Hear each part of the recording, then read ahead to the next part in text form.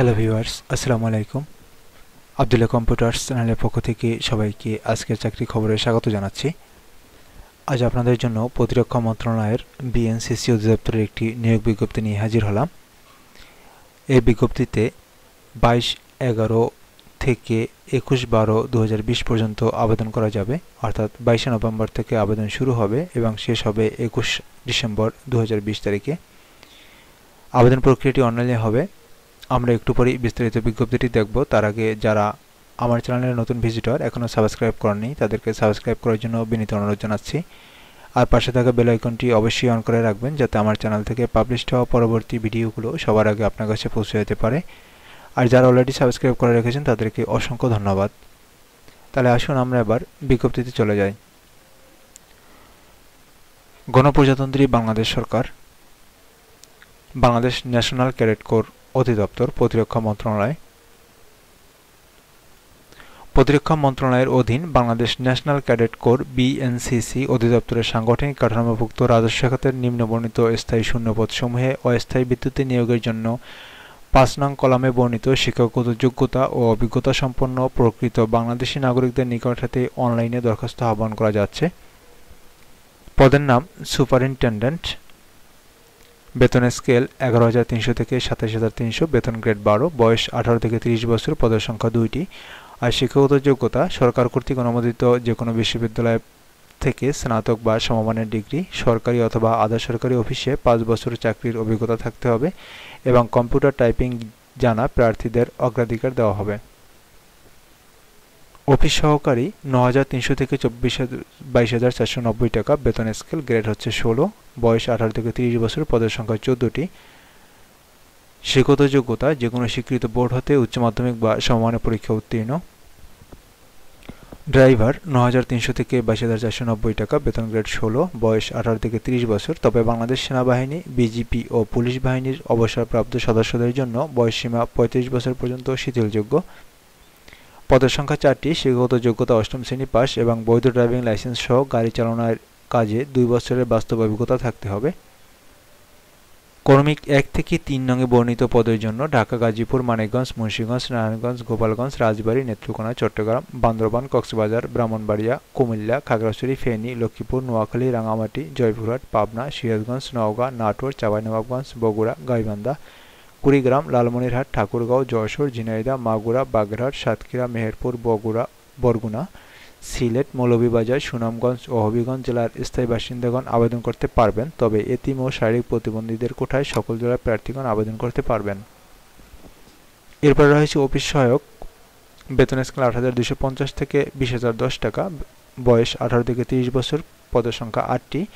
কোনো স্বীকৃত বোর্ড হতে মাধ্যমিক স্কুল সার্টিফিকেট বা সমমানের পরীক্ষা উত্তীর্ণ। এছাড়া মালি রয়েছে 3টি, নিরাপত্তা প্রহরী 8টি এবং পরিচ্ছন্নতা কর্মী 3টি।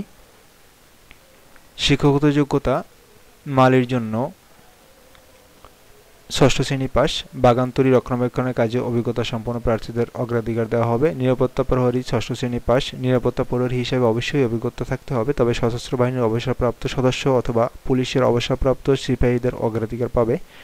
পরিচ্ছন্নতা কর্মী অক্ষরজ্ঞান সম্পন্ন প্রার্থীদের অগ্রাধিকার দেওয়া হবে। 4 থেকে 7 নং বর্ণিত পদের জন্য ঢাকা, গাজীপুর, মুন্সিগঞ্জ, নারায়ণগঞ্জ, নরসিংদী, মাদারীপুর, টাঙ্গাইল, ময়মনসিংহ, জামালপুর, নেত্রকোনা, শেরপুর, চট্টগ্রাম, বান্দরবান, কক্সবাজার, কুমিল্লা, খাগড়াছড়ি, ফেনী, লক্ষ্মীপুর, নোয়াখালী, রাঙামাটি, নওগাঁ, নাটোর, চাঁপাইনবাবগঞ্জ, লালমনিরহাট, পঞ্চগড়, ঠাকুরগাঁও, মাগুরা, সাতক্ষীরা, কুষ্টিয়া, মেহেরপুর, বরিশাল, ভোলা, পিরোজপুর, সিলেট, মৌলভীবাজার ও সুনামগঞ্জ জেলার স্থায়ী বাসিন্দাগণ আবেদন করতে পারবেন, তবে এতিম ও শারীরিক প্রতিবন্ধী কোটার ক্ষেত্রে সকল জেলার প্রার্থীগণ আবেদন করতে পারবেন।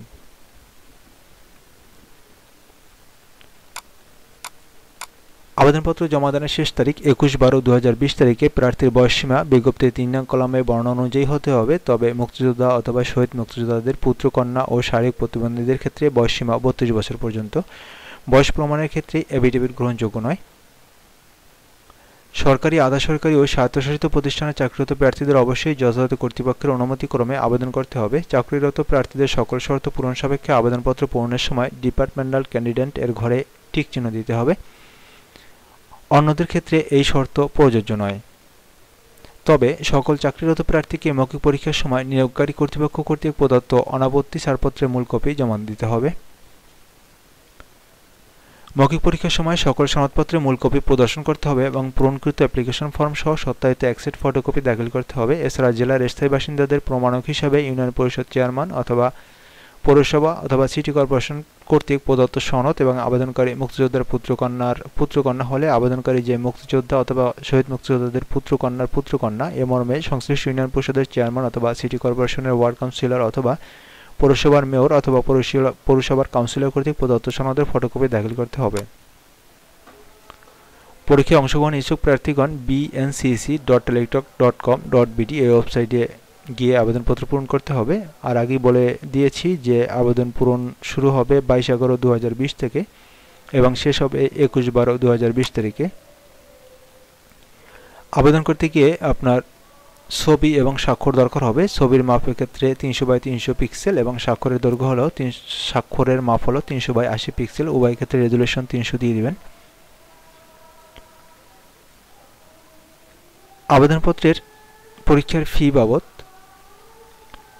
112 টাকা 1 থেকে 3 নং পদের জন্য এবং 4 থেকে 7 নং পদের জন্য 56 টাকা।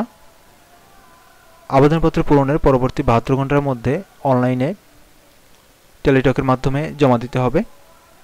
SMS এর মাধ্যমে টেলিটকের মাধ্যমে জমা দিতে হবে।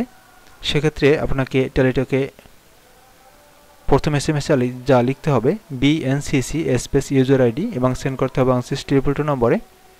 প্রতি SMS আপনাকে একটি পিন দেওয়া হবে, আপনি সেই পিন নিয়ে দ্বিতীয় SMS এ লিখবেন BNCC space ES space pin এবং সেন্ড করতে হবে 16222 নম্বরে।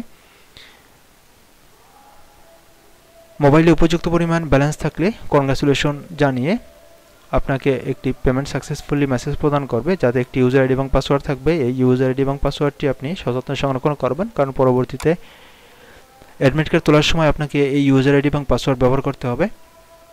এই ছিল মোটামুটি আবেদনের গুরুত্বপূর্ণ দিকগুলো। আশা করি ভালোভাবে বুঝতে পেরেছেন। যদি কোনো সমস্যা হয় বা বুঝতে সমস্যা হয় অথবা আবেদন করতে সমস্যা হয় তাহলে অবশ্যই কমেন্ট বক্সে লিখবেন এবং যদি কেউ আমার মাধ্যমে আবেদন করতে চান তাহলেও বলতে পারেন, আমি আপনাদেরকে আবেদনগুলো করে দিতে পারবো। সাথে থাকার জন্য সবাইকে ধন্যবাদ এবং পরবর্তী টিউটোরিয়াল দেখার আমন্ত্রণ জানিয়ে আজ এখানে শেষ করছি। আল্লাহ হাফেজ।